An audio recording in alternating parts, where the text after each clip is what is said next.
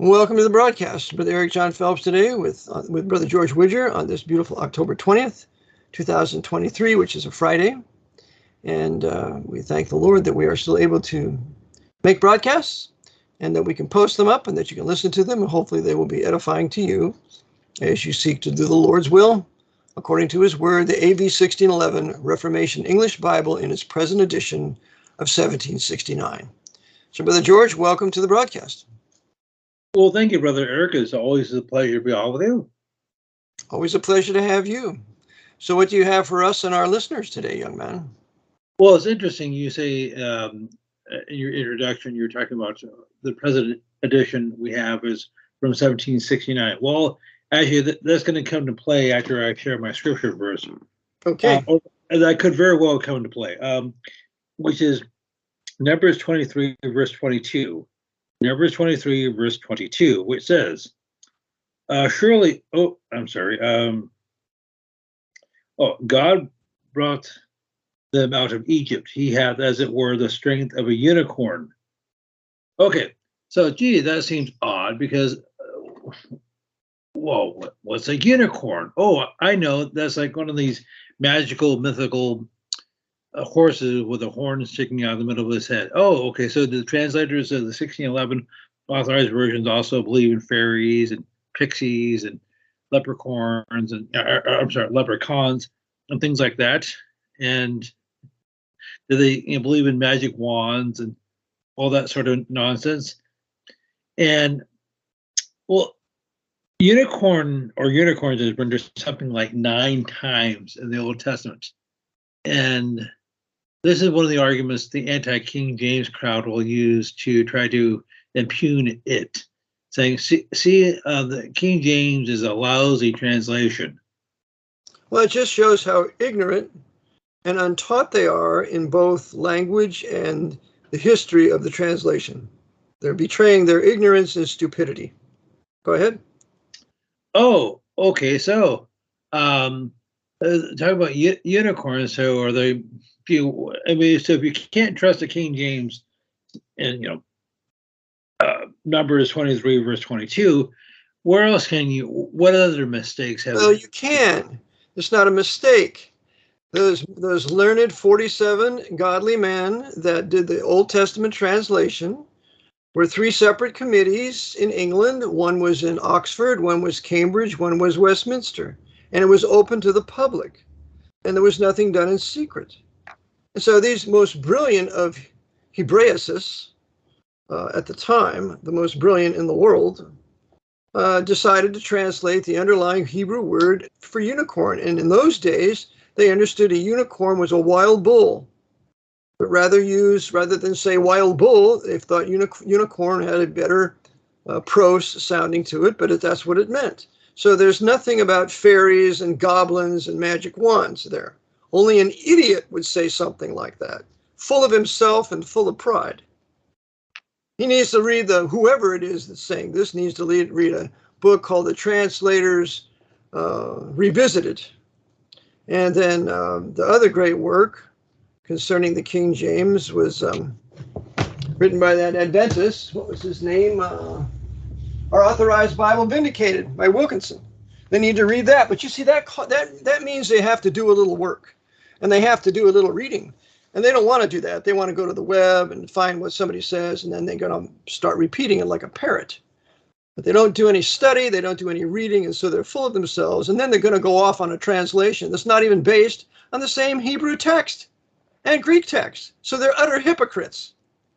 So if they want to talk about the King James and it's an archaic version, we're going to go to swords about it. And we're going to ask what text you use. And if you use these modern texts, you're pro-Roman Catholic, Westcott and Hort, Biblica Hebraica, and all that other sin. And a very good organization that will help you with this, come through this, is called they published a book called The Revision Revised by John Bergen. It's called the Dean Bergen Society. And they have some very good publications. So it's time to stop pontificating, whoever you are, in attacking the King James, and it's time to start doing some personal research with a little humility. Go ahead, George.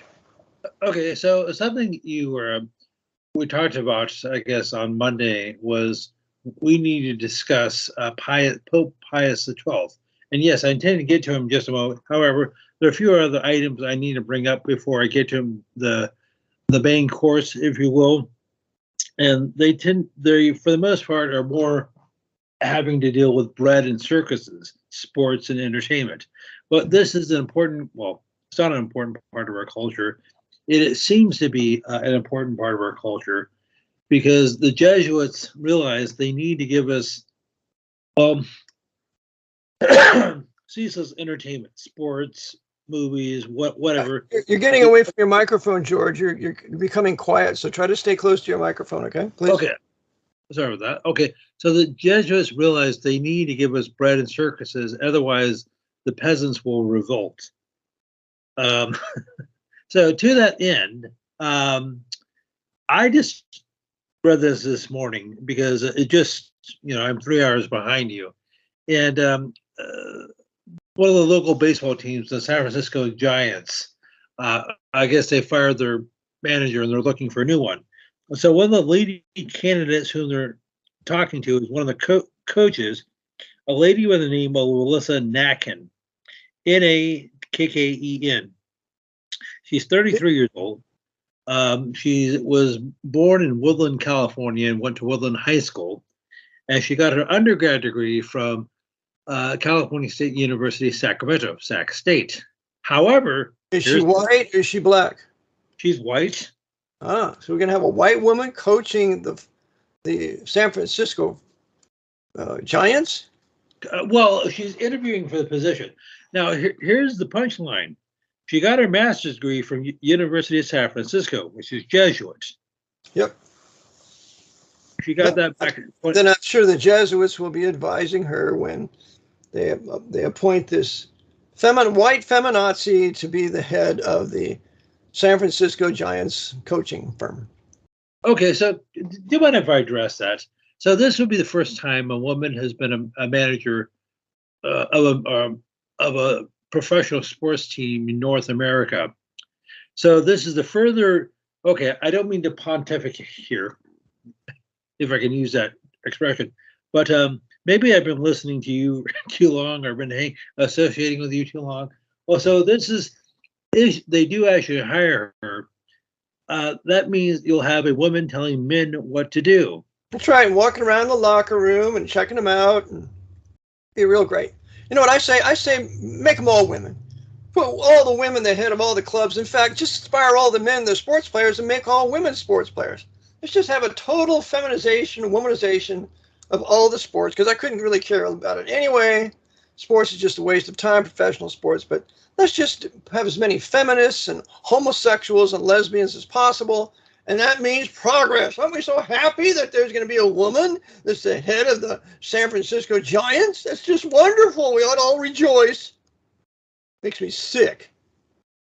I remember the day I was a boy many years ago in the 60s, and all us little white boys on the street, our favorite team was San Francisco Giants, and they were majority black. We had Willie Mays, the Say Hey Kid. We had Willie McCovey. I mean, we all liked those black baseball players. We just thought the Giants were the greatest. Now you have your white woman coach, and go ahead. Just further stuff. So what this is simply a reflection of society. You have I need to watch my language here. You have Gretchen Whitmer, who is the Empress of Michigan, the governor of Michigan, who was probably, in the United States, she could run toe-to-toe with Andrew Cuomo, New York, or Gavin Newsom, California, in terms of being a complete vicious tyrant in terms of all the shutdowns and restrictions and requirements. And so, and I don't mean to pick on Gretchen, but that's one reason why women do not belong in political office. They're constantly trying to show their equality with men, which ultimately breaks over into a supremacy. And I'm just as good. No, I'm better than you, so I can take more extreme positions and policies. That's what they do. That's why no women belong in government service. They belong at home taking care of their husbands, or they belong in the office doing type work. Let the the men are the ones that have to meet the enemy in the gate. The women can't do it. I see Sarah Huckabee and all these other women. I don't care if they're conservative or not. They don't belong there. And any country that's governed by women is under national judgment. And this one surely is. So I just want, how many women do you have in charge in Red China or Russia? Yeah, how many women? Yeah, how many women do you have in charge in Russia? How many women do you have in charge in Muslim countries? 0.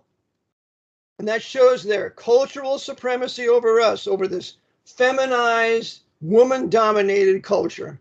You got a local judge, attorney here. She's running for judge. I said, I'd never vote for her. She's a woman. Not at all. So it's just, and we're supposed to be happy that these women get all these political offices and they're in places of authority. No, I don't think so. I think it's a disgrace. And that's how the Japanese look at it too. They don't want to negotiate with any women corporate heads when they go over to Japan. It's a disgrace. Okay, I know we've spoken about this several times, and forgive me for repeating myself, but I guess in recent years, since the 1990s or so, you have these historically white countries in Europe that have now said, you know what, we need to start welcoming in these refugees from the third world, from Syria, Senegal, places most people... We need to welcome in these brown skin and black skin savage refugees from these countries that are dung holes that no one would ever want to go and visit. We're going to welcome them in here so they can turn our countries, our Western nations, into dung holes just like theirs.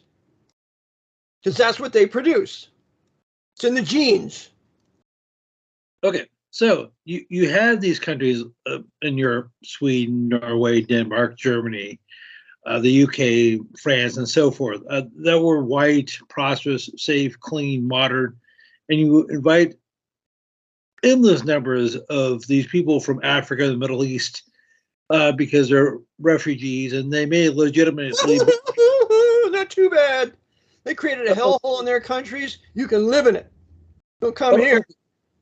Okay, so something I read recently, I decided to go onto some European websites that are in English, from Sweden, Denmark, Germany, places like that. I said, how can we, as Swedes, where we're deal with the problem of systemic and institutionalized racism?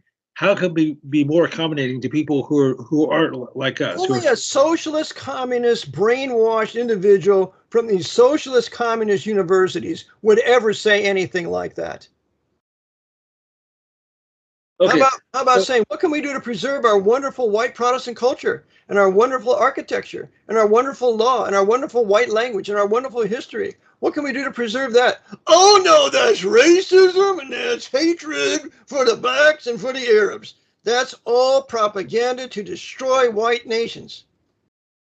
And I guarantee you, that's not going to happen. We're going to have the new right. These white men are angry. They're pagans. They don't read the Bible. And all it's going to take is somebody like some orator of some sort, and they're all going to get rounded up and they're going to be sent to the camps in Europe.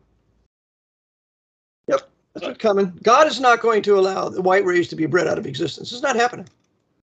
Well, the Vatican, the Jesuits, whatever the actual structure, they're doing their level best. Something I mentioned to you before.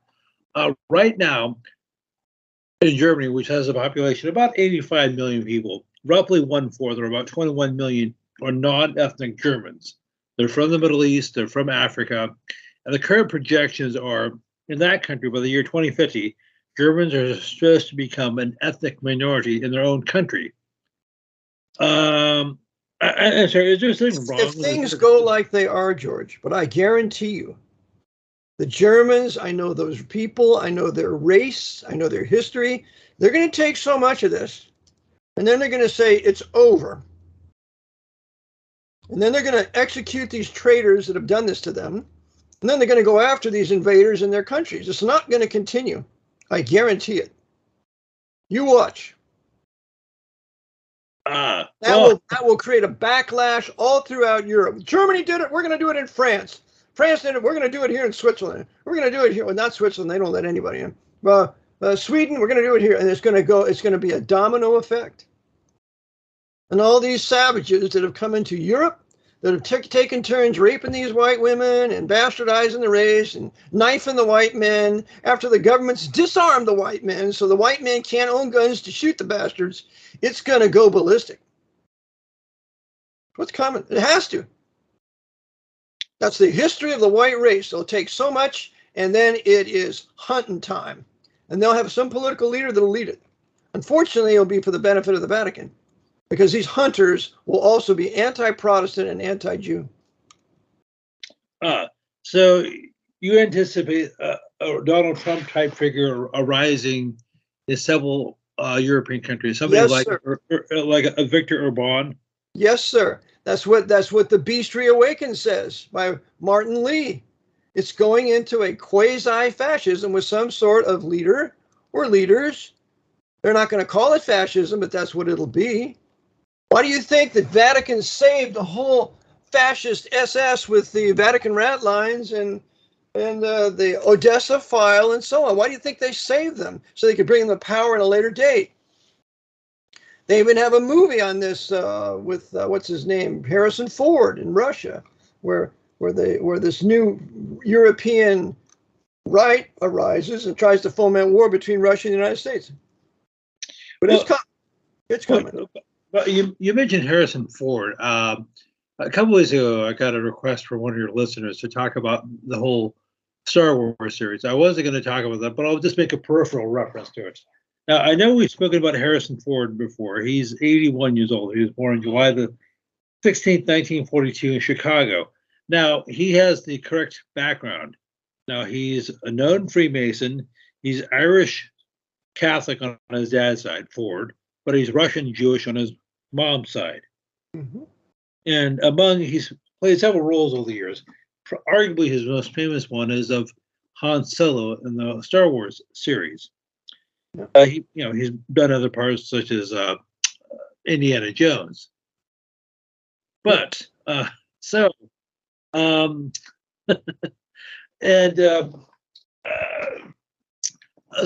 just spend a moment talking about Star Wars. I know I'm going to get to Pius XII in just a moment, but Alex, the listener, said, "Hey, could you please talk about how Jesuitical Star Wars is, the whole franchise?"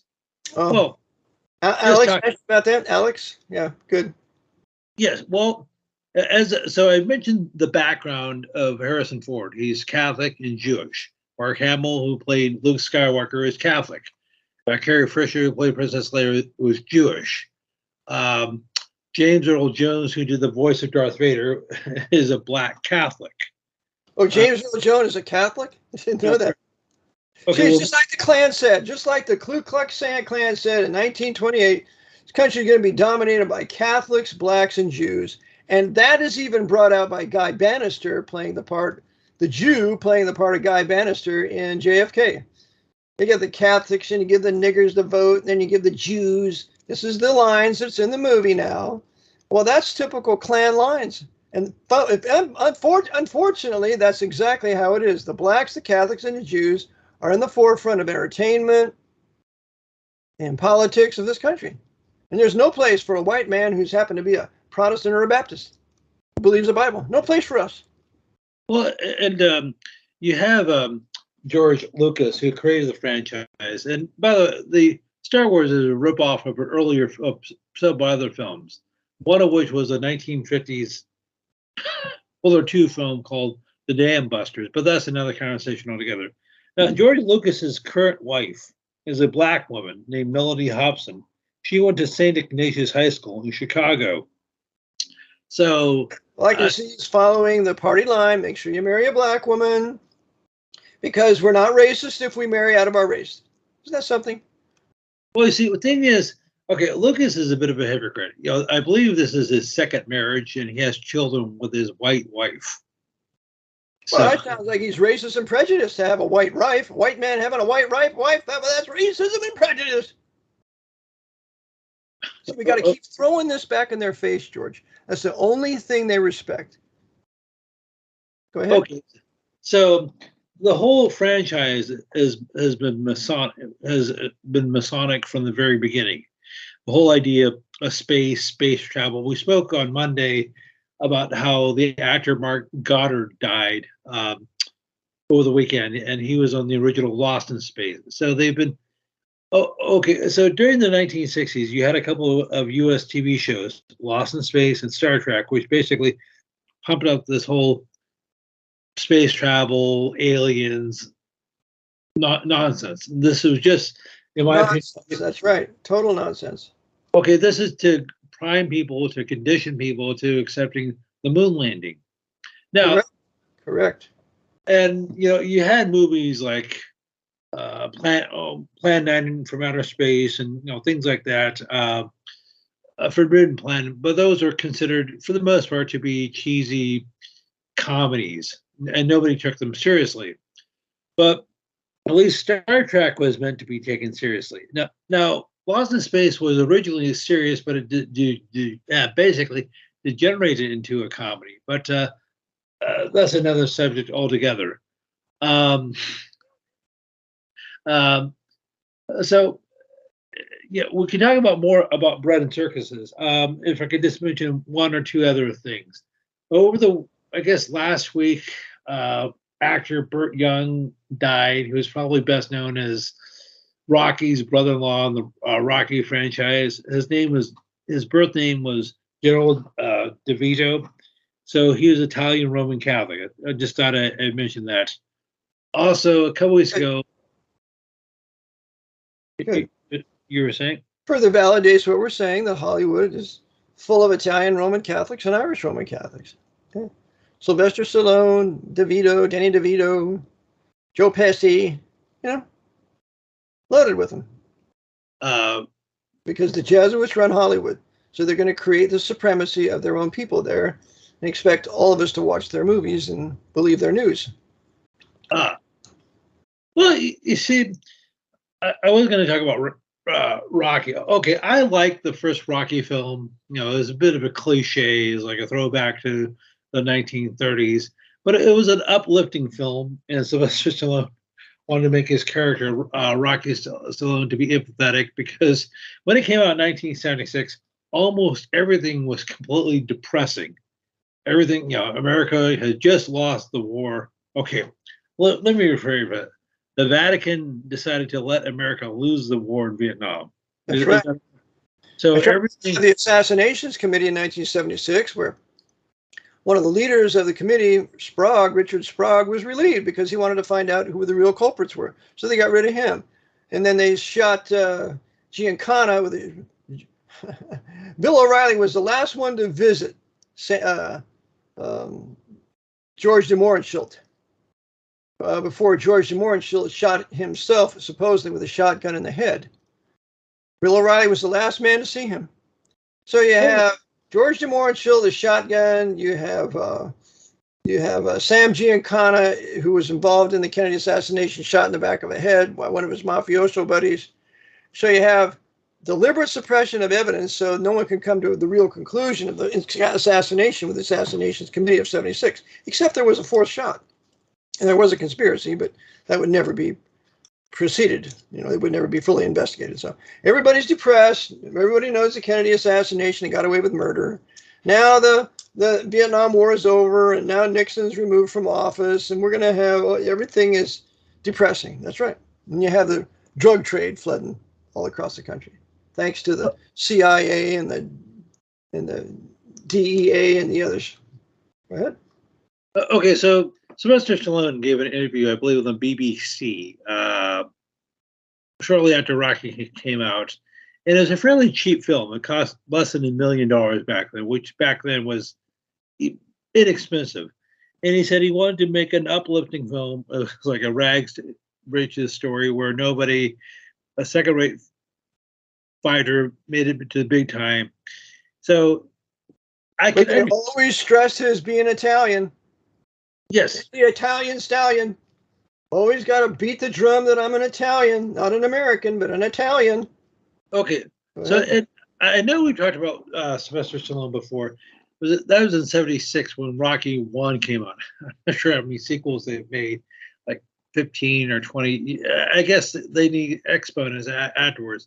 But then previously we talked about another film he did in 1982 called 81 or 82, Rambo First Blood, where he played another empathetic or sympathetic character. He was just like he was an army vet who just had a hard time readjusting to American society. And there again, he was an empathetic or sympathetic character. And he said in the film, I worked in machinery that's worth millions of dollars in the 1960s, but now I can't even get a job washing dishes. And because the military government deliberately lost Vietnam and all those guys died for nothing. And he was dealing with that fact. But again, nobody will tell you who did it. We're just going to blame the government. And we deliberately lost Vietnam. And it's all the government's fault, but nobody in particular. Okay. So they've used Sylvester Stallone repeatedly to serve their agenda. Now, he may not know this. I just thought, something I thought most of my life, regarding Sylvester Stallone, was he has some inherent talent as a writer or as a director or as an actor, but maybe that's probably not the case. Somebody's feeding him this material. Yep. Of course, the Jesuit screenwriters of Hollywood, and they're the ones who they control. Why, sure. They always have to have a theme that furthers their purpose. George, I had a thought yesterday, if I can say this. I thought, Tom Cruise has been in a lot of very good movies. But it's all pretty much the same thing. Action stuff. The most recent one, he comes out with his tremendous action. But you know what? I thought it would be nice to contact him and say, Tom, you need to do another kind of movie here. And the movie that I think you ought to do, and it would probably be very, very successful, is you ought to make the movie titled The Wandering Jew by Eugene Sue. And Tom, you can be the priest, Gabriel. And you can trace all the Jesuit murders of the Renapont family throughout the world, so that at the end of the book, when you're ready to inherit the fortune, the Jew who is the keeper of the fortune of all these stocks and bonds and so on, burns it. And I think that it would be a very telling movie about the power of the Jesuit order, and you, Tom Cruise, would be the perfect guy to produce it and to also play the part of priest Gabriel. What do you think, George? Well, probably wouldn't happen for a number of reasons, because I have from various sources that he's like, he's cousins with Fidel Castro, or was, and he's and one of his wives, Nicole Kidman, I want to say, they actually got married in a castle in Italy. Whenever they got married. So he's part of one of these high up papal families.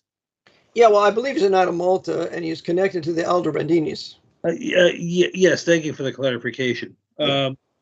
Also, somebody whom we've discussed before, and yes, I am going to get to Pius as well. Before we close out, the late British actor Christopher Lee, his mom was a countess. Oh, really? An Italian countess. And if you look up Christopher Lee's Wikipedia, well, that's why they made him an actor. He didn't come because he had such wonderful talent. That's why they made him an actor, because he's connected with the Jesuit order's nobility. Sure. Well, he had a modicum of talent. I mean, he probably spoke at least 10 different languages fluently. I mean, it's just like. Well, that's what happens when you have lots of money and they can send you to the best schools in the world. That's what happens. Oh, and the us that are just gutting it out just to learn to read and write. But go ahead. Okay. And I realized a pure coincidence that it was a Knight of St. John in Jerusalem. Yeah, so he's a Knight of Malta. Yeah, what does that mean? How does that connect him? So it's obvious he's definitely connected with the Jesuit order through the Knights, and they give him his parts, and he always plays sinister parts. But a very elegant monster.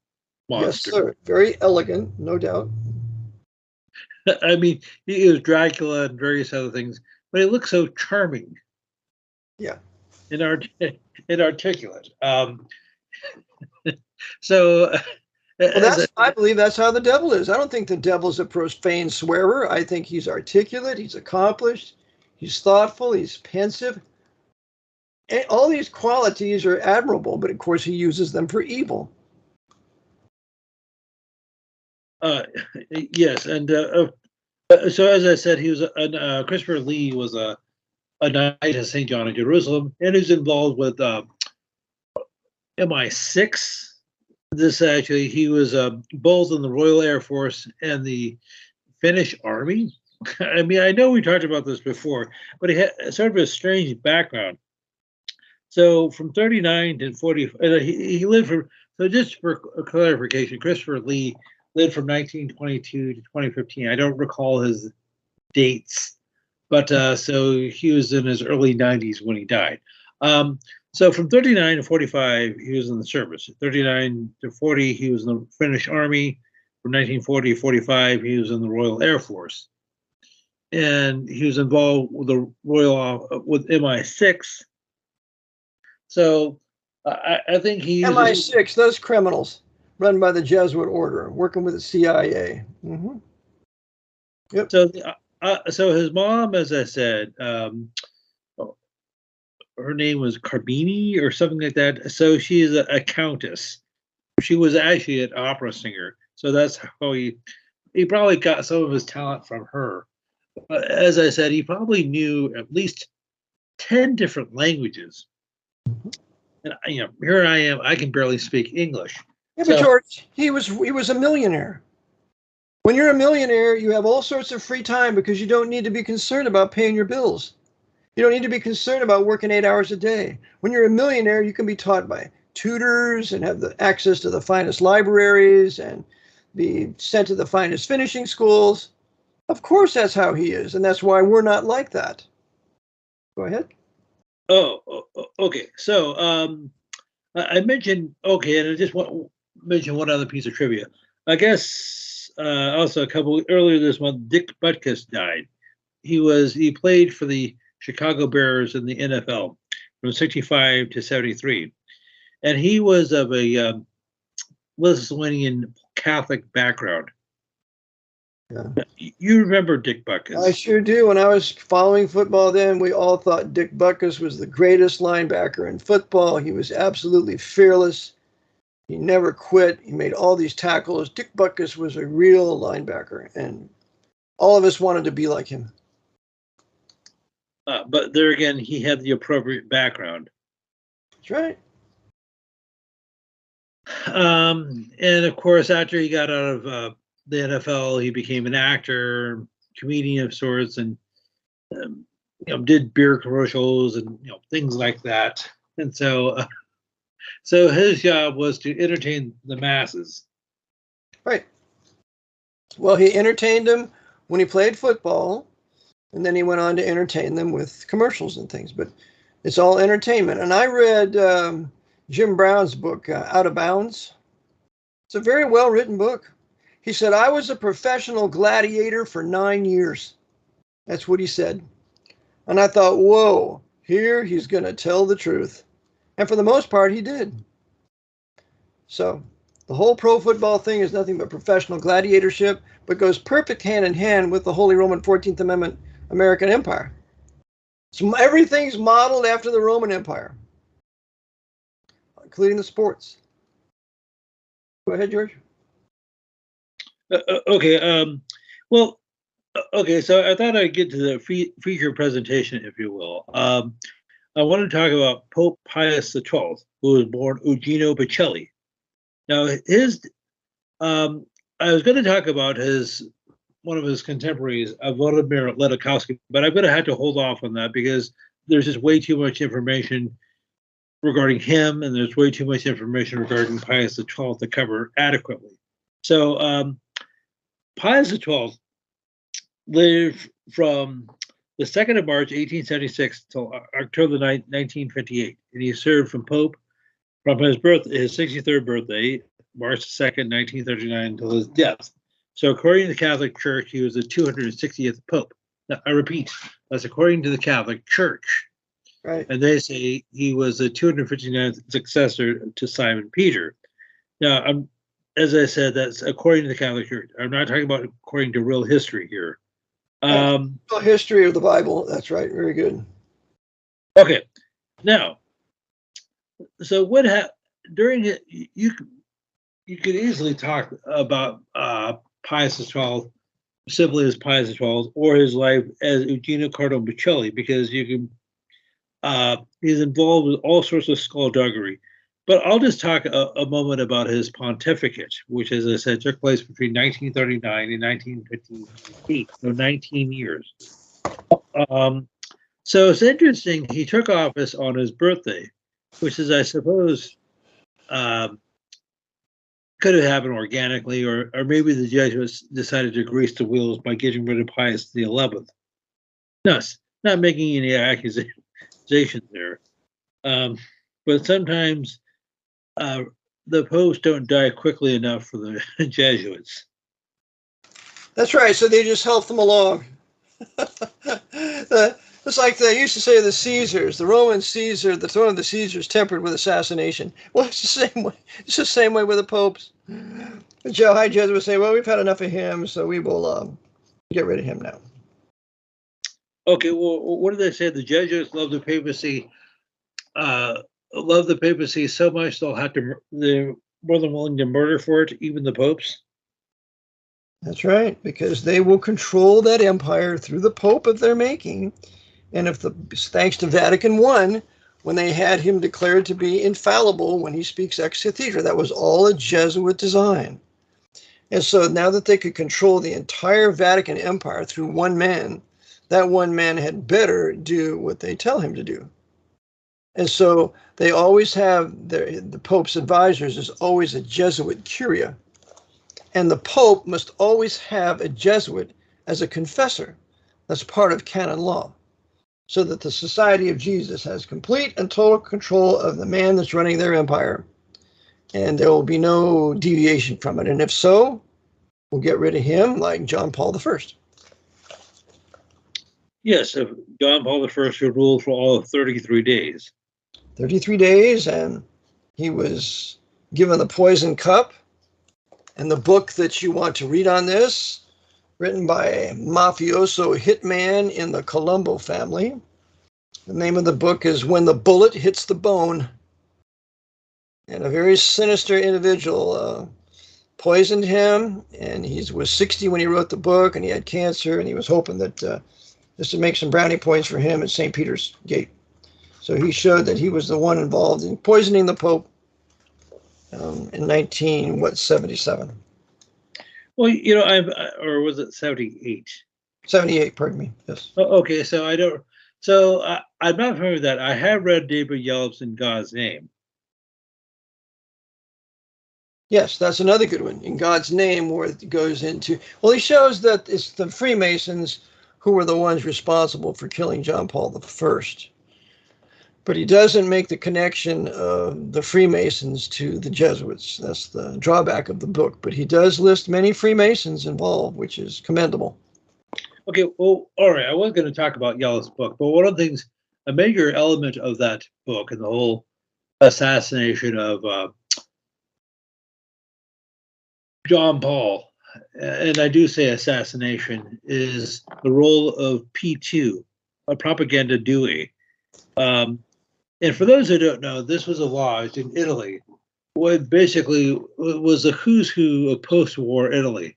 It had roughly 2,500 members. So just anybody who was anybody in Italy, bank executives, newspaper editors, police chiefs, members of parliaments, several cardinals and archbishops. Yes, several cardinals and archbishops, including, Giovanni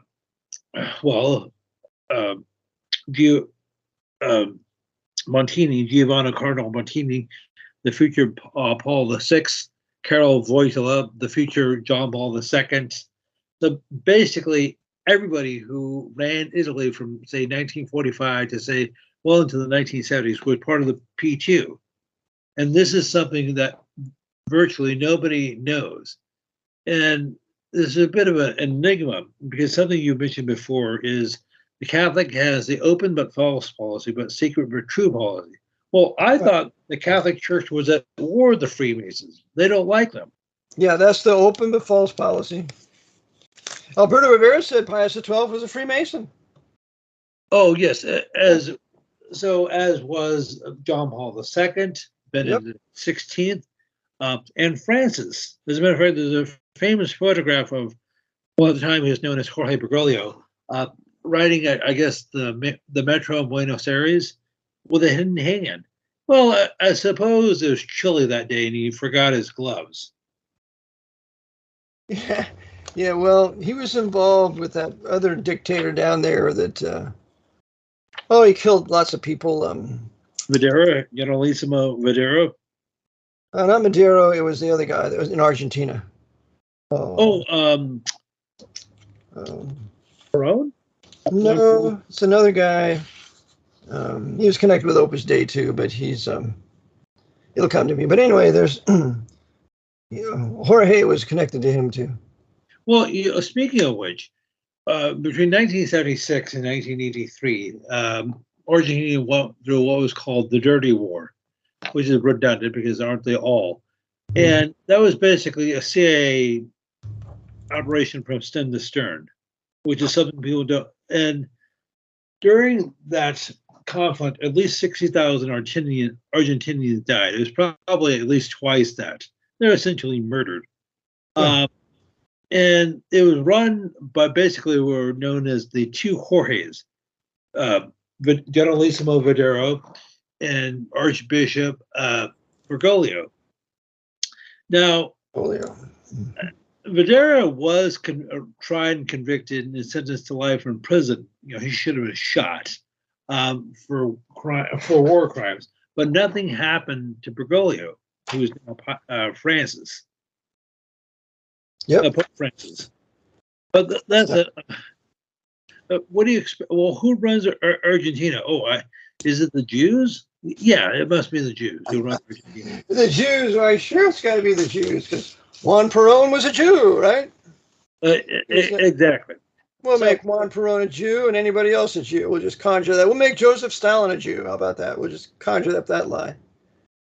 Yes. Well, I've heard people say the same thing about Fauci, about Schwab. Yeah, right.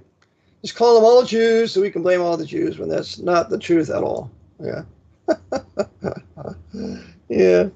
So anyway, so Pius XII, a very sinister man, and I have 4 books that relate to him.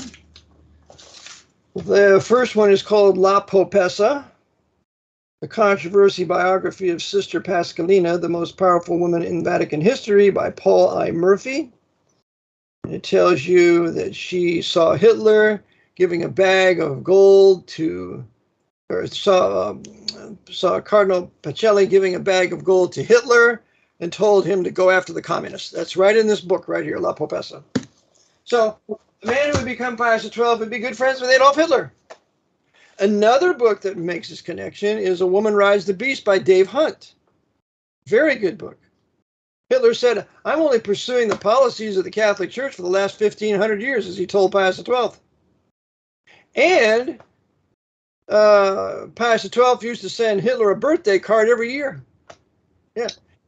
And there's another book I have. It's called The Vatican Papers by Nino Lobello, a very, very excellent Italian Catholic correspondent who tells you that Martin Bormann escaped Germany dressed up as a Jesuit in a Jesuit Cossack. And he also tells you that the Pope, Pius XII, never protected all these Jews. And this proves it in his book, The Vatican Papers by Nino Lobello. Okay. And there's another book here called The Popes Against the Jews by David Kurtzer. He's a Jewish historian in America. And it says the Vatican's role in the rise of modern anti-Semitism. And he shows that Pius XII was tutored and trained by Jesuits, that he hated the Jews. He backed the Jesuits, La Civiltà Cattolica, in their attack on the Jews in the 1880s. And they put out this whole Jewish question agitation in Europe in the 1880s, and the Jesuits were behind it. So naturally, Hitler would come along and talk about the final solution to the Jewish question. But that Jewish question agitation had started 50 years beforehand, and it's well documented in the Popes Against the Jews by David Kurtzer. And then the last book here, then I'll shut my mouth, George, or I'll try to. It's called Hitler's Pope, The Secret History of Pius XII by John Cornwall, who later repudiated what he wrote, the coward that he is. But he shows how Pius XII is most assuredly connected to Hitler, and we have some pictures that are just say it all. You got Hitler with the Caesar, or with Archbishop Caesar Orsenigo, the papal nuncio in Berlin. A papal nuncio is directly representing the Pope. And so he is talking to Hitler, and it's obviously Hitler is subject to Orsenigo. And the Orsenigo is the real man of power. You got Knight of Malta, Franz von Papen here, carrying a candle in a procession. He would be the vice chancellor under Hitler. And so, by the way, Pius XII was the last pope to be coronated. There has not been a coronation of a pope since, 1939. Because he wears the triple crown, the triple tiara, which means he's Lord of Heaven, Lord of Earth, and Lord of Hell. That's what it means. That's what the Vatican doctrine says it means.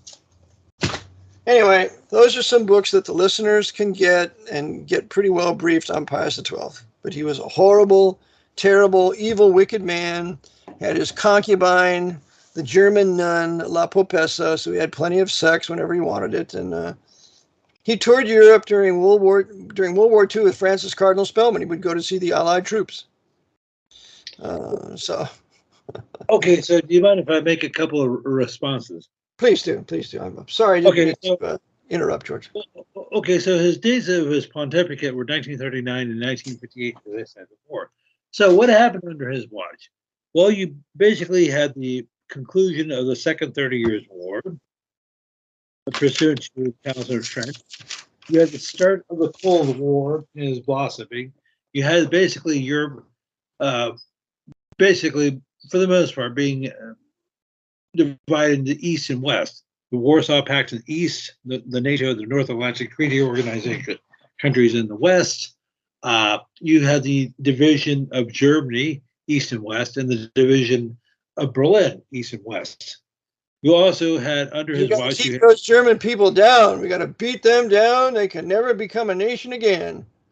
Go ahead. Okay, so you had the bifurcation of Korea. You had North and South Korea in the early. You have the Korean War, the subsequent division of Korea in 1953.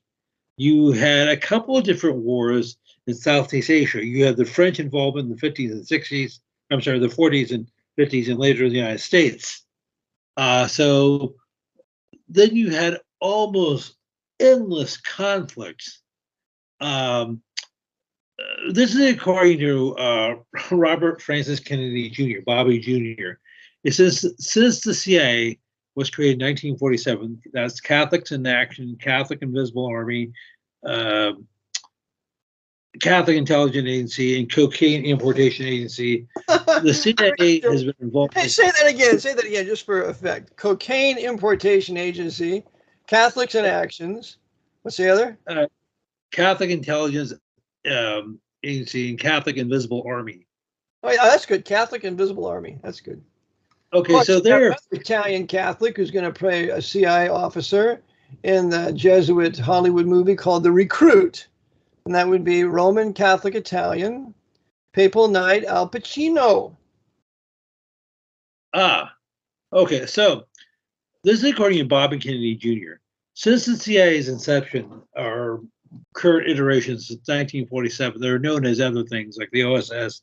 Before that, they've been involved with over 80 coups, overthrowing of governments. So that's more than one a year. Governments, they're involved with derailing elections, overthrowing democratically elected governments, fomenting wars, especially civil. So they've been involved with all sorts of skullduggery. Now you could say, hey, the CIA, that's American. That has nothing to do with the Vatican or the Pope. Really? Well, as it just so happens, as we've discussed before, almost all your directors of the CIA have been Catholics. Almost Right. all of them have been knights of some sort. Knights of Malta, that's right. Okay, such as William Joseph Donovan, William Casey, William Colby, the elder George Bush, just to name a few. That's right. What's his name? The one that was the knighthead of the CIA when the whole war began. Educated University of Santa Clara. Tenet, George J. Tenet. Mm-hmm. Okay. Then you have Leon Panetta. Oh, that's right. Leon Panetta. He was at Santa Clara University. University of Santa Clara. Leon Panetta and George J. Tenet, both Knights of Malta. Both good Italian Catholics. Okay. Can we back up to something we were talking about at the beginning of the stream? How the baseball team, the San Francisco Giants, are probably going to be hiring the first female manager who got her master's degree from University of San Francisco. I realize this is a coincidence because, hey, you had to go to school somewhere. Well, maybe she and Pelosi are friends, because that's where she went. Maybe Pelosi will be a secret manager of the San Francisco Giants. Okay, George. Well, perhaps. So I bring that up. So something I forgot to mention earlier is if that happens, okay, so you have teams, you have millions, tens of millions of people in the United States who follow professional sports because they don't know any better. And they keep them at, but that could possibly wake them up. They said, wait a second. Why is a woman in charge of a sports team that is comprised of men? I mean, are they going to have to well, I mean, we've been so dumbed down for so long with vaccines and GMOs and fluoride. Maybe some people will be totally oblivious and say, hey, that's being progressive. Or will some people say, wait a second, what's going on here? Or probably not. Well, here's a solution. Don't follow sports. Don't go to the games. Don't watch them. Don't listen to them. Don't support them in any way. You know how the Lord woke me up to that? I used to work with Mennonites, Mm-hmm. and somebody gave me some free tickets to the Harrisburg baseball team. I forget what it's called. Well, I wasn't interested, so I offered them to a lady that maybe her son might want to go to the baseball game. She was a Mennonite, so was he, and she said to me, "No, Eric, we don't go to games." She said, they're for children. She said, we read in 1 Corinthians that when I became an adult, we put away childish things. And we regard all these professional sports as childish and for children. And when she said that, I thought, she's absolutely right. It is childish. So anyway, that's pretty much the time. I didn't have anything more to do with sports, professional sports. I mean, one thing to get out and play sports with some friends, whatever, that's fine. But to follow this religiously and have your idols there and know all their batting averages and tackles and stuff, it's total idolatry. Oh, amen. Okay, so getting back to Pius XII, and yes, that was the main point of this presentation. Well, some people will ask, who was the first pope to come to the United States? Well, it depends. The first actual papal visit was in June of 1965. I go look up under Paul VI. Paul VI, that's right. Paul VI was involved with the Concordat with Hitler. That's right. Okay. Yep. So, however, and one more thing, George. Paul VI came over and he was good friends with LBJ, a serial adulterer, and I'm sure Paul VI congratulated him on the successful Kennedy assassination and cover-up. So I have a picture of LBJ with Pius VI, or Paul VI. Okay, so, however, almost 30 years before, 29 Pius VI, George? Pius VI. Paul VI. Paul VI, okay, thank you. Who's Giovanni Cardinal Martini. Cardinal, I can remember his last name because, everybody likes a martini. Well, glad it was a martini. Yeah, good old martini. Yeah. Mhm. Okay, so however, Bocelli, when he's still Bocelli, came to the United States back in November of 1936. He did like a tour. That's right. And you know where he went? One of the places he went? Well, one of them was in Pennsylvania. That's right. He came to the Jesuit novitiate over here in Wernersville, which I'm 15 miles away from. Yeah, and he was there, and all the Jesuits were hailing him, and they were on their knees and had their hands. I got the picture in the book from Kathy Skogna on the Jesuits of Warnerville. Very interesting book. But there's pictures of while he was yet Cardinal Secretary of State, visiting the novitiate there in 1936, and probably telling them, we're going to have one great war here, and you guys got to be ready to have a great victory here. Okay. So he actually had a get together with Franklin Roosevelt at Hyde Park. This would have been like right after the 1936 election, around about November the 5th, Guy Fawkes Day, and it was on an official papal well, wasn't Pope at the time, but it was on a papal. The United States didn't officially have diplomatic relations with the Vatican at the time. We had that didn't happen until 1984. Yes. So okay, specifically on January the 10th, 1984, and I know that because exactly 33 years later, Anthony Fauci spoke at Georgetown University. He said sometime during the Trump administration there would be a surprise outbreak. Yeah, I wonder how'd he know that? How'd he know that? Is he somebody special or somebody know that? Or just dreamed? Well, Fauci's a real smart man now. Yeah. Well, yes, he is. So, anyhow, so Bocelli visited the United States. He went to New York, Pennsylvania, several other places, and he had lunch or tea or something, a high tea with Franklin Roosevelt at Hyde Park. Now, it was an informal get-together, meaning that it was not at a Jesuit that was not Jesuit novitiate that was not far away too. Now it's the Culinary Institute of America. That was once a Jesuit novitiate, not far from Hyde Park. Okay, so they had an informal get together. They had lunch or something like that, and I'm not sure. Maybe they're talking about the weather or history. Saying, "Hey, Your Eminence, how do you like the United States?" Oh, well, Franklin, it's wonderful. Or I'm not sure. Okay, what do you imagine they were talking about? They're talking about the war that they're going to foment.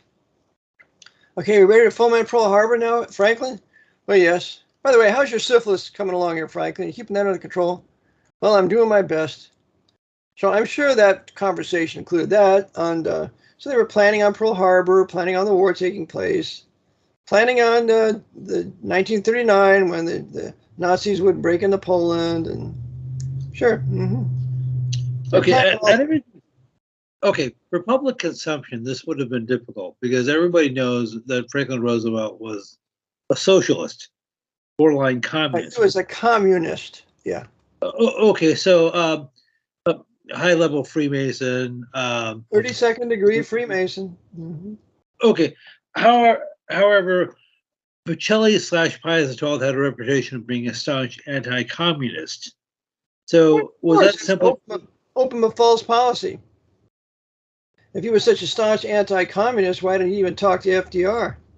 Because Bocelli knew that Jesuit Edmund Walsh had used FDR in December or so of 1933 to formally recognize Russia, the communist government of Russia run by Joseph Stalin.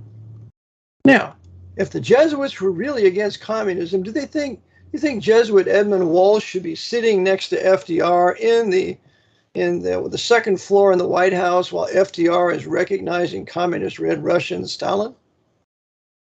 Well, you could trying to put a spin on this. Well, he was just simply, Franklin Roosevelt may have been ignorant, or he's just simply trying to be charitable, or maybe Bocelli would say, well, I don't agree with President Roosevelt's views, but I need to try to be civil, and diplomatic.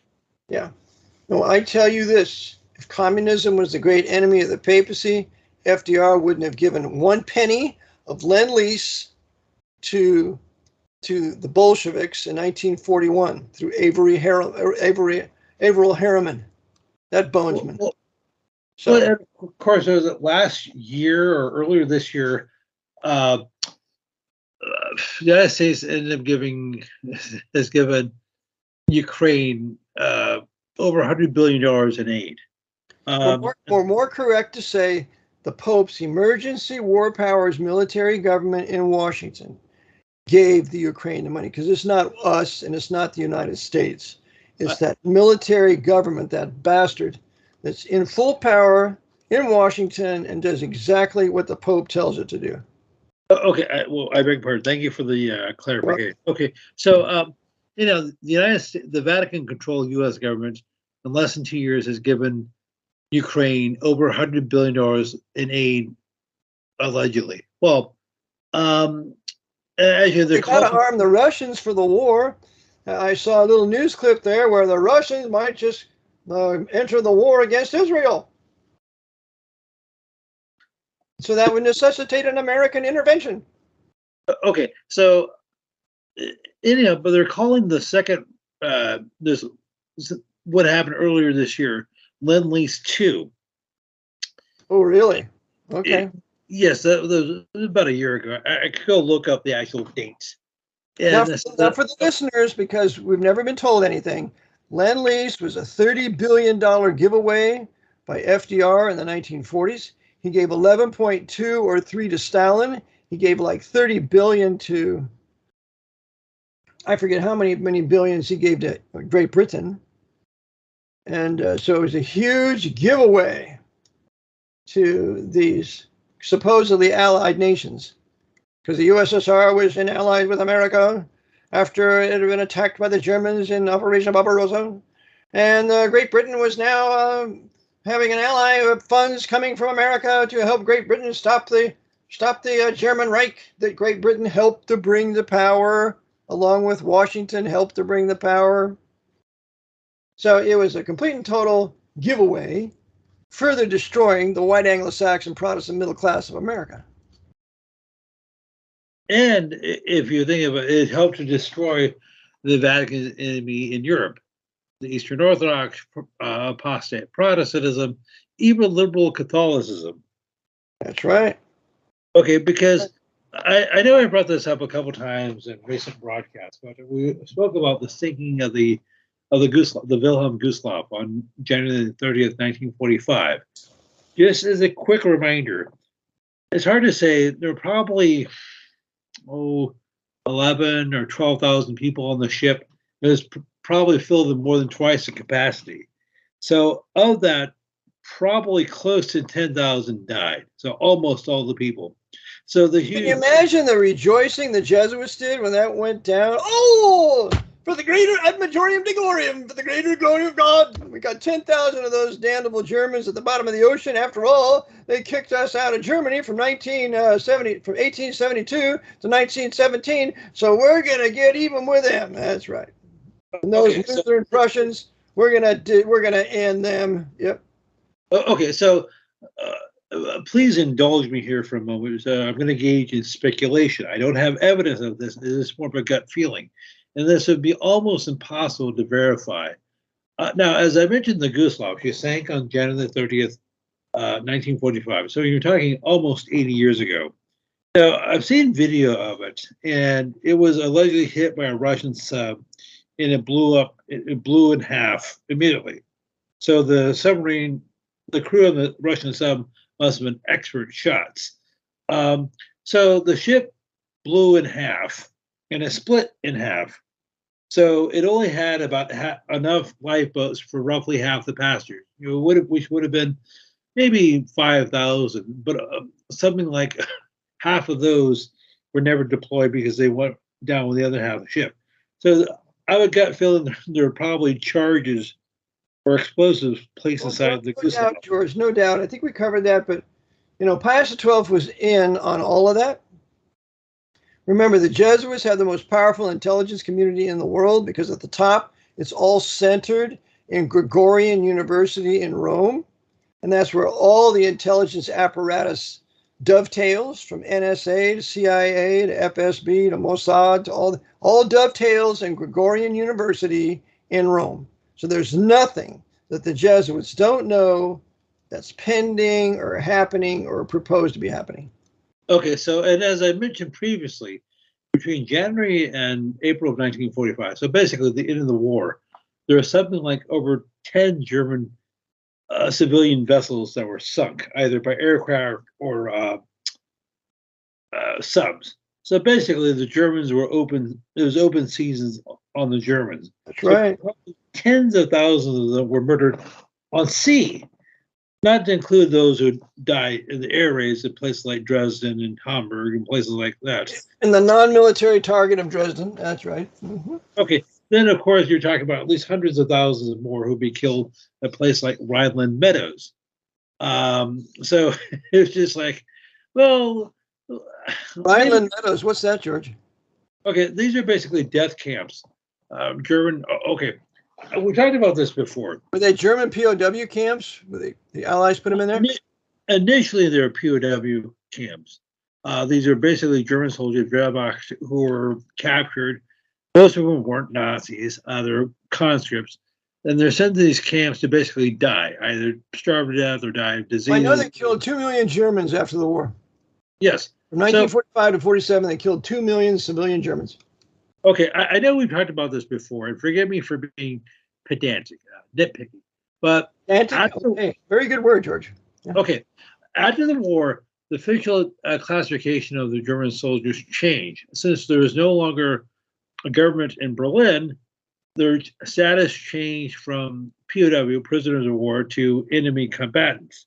Therefore, the Geneva Convention no longer applied to them.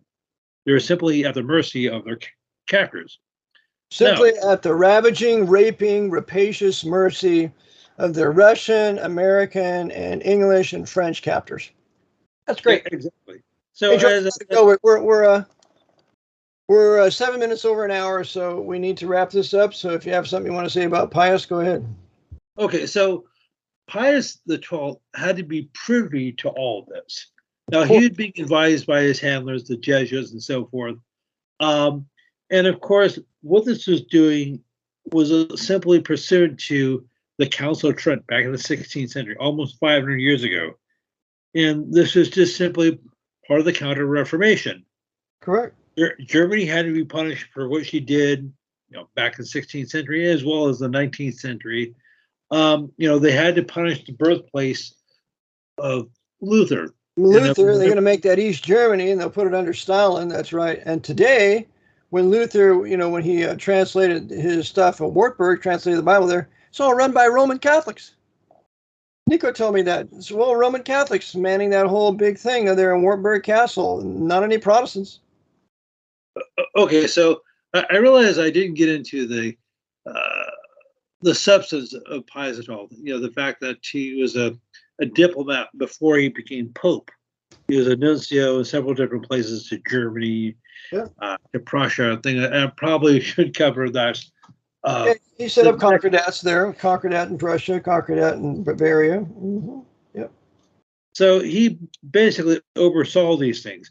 Now, if I can just make a general comment, I said I need to talk about Ledikowski, Vladimir Ledikowski, and I'll have to do that perhaps the next time we're on. But these plans for what we call World War I, World War II, the Second 30 Years' War, were probably in the works back in the 19th century. Probably they've been working on this for, who knows, hundreds of years. Oh, sure. Well, they were, George, we got to end this right now. It's going to be 70 minutes, but okay. I would be happy to. We'll get on another broadcast. Do you want to do a back-to-back broadcast here and do something else, or what do you want to do? Okay, well, I just wanted, could you simply address that point? How long do they plan for their events?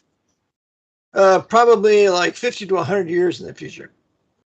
At least, because You know, the classic example is the Pale of Settlement that was set up by Catherine the Great and Frederick the Great in what's late 1700s.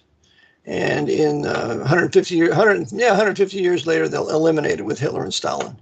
Remember, Stalin was party to the murder of Jews along with Hitler. Without Stalin's help, Hitler could have never done it. Okay, so you said we've gone a little bit long, so shall I give my contact information? Please do. Okay, and perhaps we can pick this up on Monday. Okay, if people have any questions, comments, concerns, critiques, a topic they'd like me to cover or go over again, please email me at georgewidger1969@gmail.com, georwdger1969@gmail.com.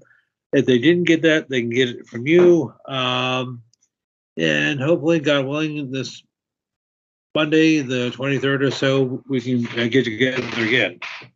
Hopefully we can, George. So I want to thank you, Brother George, for being on with me. This is Brother Eric John Phelps, 24/7 World Radio, on October 20th, 2023, which is Friday. So thank you for all your facts that you give to us. Thanks for some things on Pius XII. We might continue to cover him later, but the conclusion is in. He was a horrible, wicked tyrant, serving the Jesuit and the one who helped orchestrate World War II with the Jesuit General Vladimir Ladovsky. So I want to thank you for being with me. The Lord bless, and we shall get together again shortly. Till then, Maranatha, the Lord is coming.